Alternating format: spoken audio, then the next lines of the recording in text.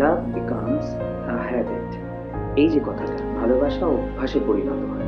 এই কথাটা খুব ছোট কথা হলেও ভীষণ গুরুত্বপূর্ণ একটা কথা। আমি আগে বুঝিনি। শুরুতে আমার মনে হতো ভালোবাসা আবার অভ্যাসে কি করে পরিণত হয়। ভালোবাসলে পরে তো মন থেকে আসবে, সেটা স্বতঃস্ফূর্ত অনুভূতি।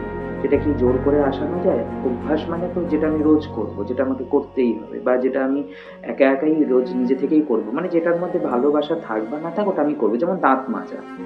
আমি দাঁত রোজ সকালে উঠে নিয়ে মাজবো, এটা যদি আমার অভ্যাস থাকে আমি রোজ সকালে উঠে দাঁতই মাজবো। আমি ওই সময় অন্য কিছু ভাববো না। না মাজলে আমার ভালো লাগবে না। তো এটা একটা অভ্যাস।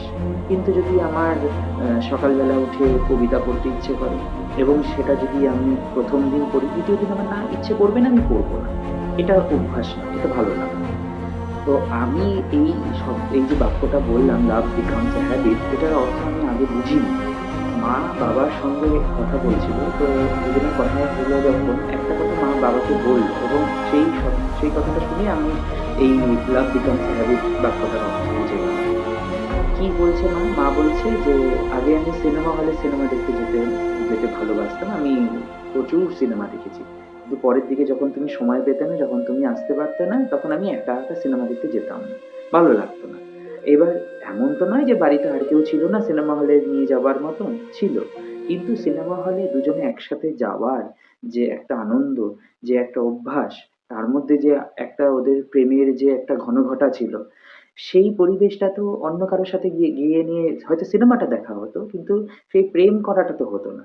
ওই যে প্রেম, ওই যে অনুভূতি, ওই অনুভূতিটা তো অন্য কারো সাথে গিয়ে তার মনে জাগতো না। এই জিনিসটা যখন মা বলছে যে আমি ছেড়ে দিয়েছি সিনেমা হলে যাওয়া। এখন মা যদি বলে, মা-বাবা দুজনে এখন সিনেমা হলে যাওয়ার তাদের কাছে মানে প্রচুর সময় আছে, তারা যেতেই পারে।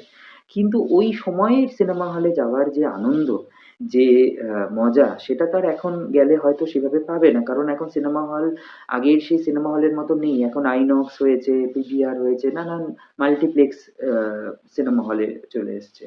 তো সেই মজাটা কিন্তু ওই পুরোনো দিনের মজার মতন আর হবে না।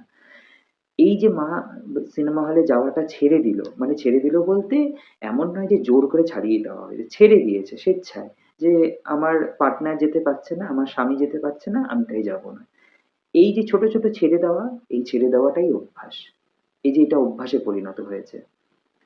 এই যে এই জিনিসটার মধ্যে কিন্তু কোনো খেদ নেই। আমি আমার মাকে জিজ্ঞেস করেছি, "তুমি কি এখনো সিনেমা হলে যেতে চাও?" মা বলছে হেসে, "আ সিনেমা হলে যাওয়ার কি দরকার আছে? আমি তো মোবাইলে এখন দেখতেই পাই সিনেমা।"